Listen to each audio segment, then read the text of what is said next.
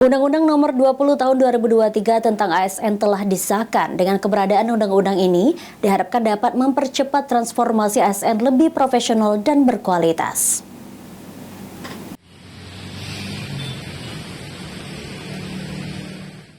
Ditemui usai sosialisasi Undang-Undang Nomor 20 Tahun 2023 tentang ASN, Kepala BKD Sumsel mengatakan Undang-Undang Nomor 20 Tahun 2023 yang mengatur tentang ASN telah disahkan sejak tanggal 31 Oktober 2023.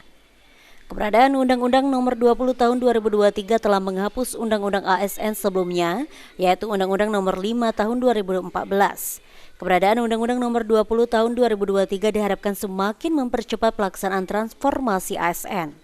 Pada pasal 11 disebutkan mengenai tugas pegawai ASN. Pada pasal tersebut dijelaskan bahwa pegawai ASN bertugas melaksanakan kebijakan publik yang dibuat oleh pejabat pembina kepegawaian sesuai dengan ketentuan peraturan perundang-undangan serta memberikan pelayanan publik yang profesional dan berkualitas.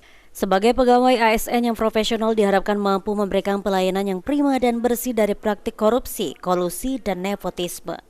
Untuk terhadap pelanggaran ASN dapat dikenakan hukuman disiplin sesuai dengan tingkat pelanggarannya.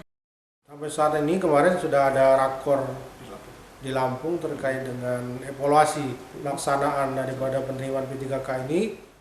Aji Delia, PAL TV.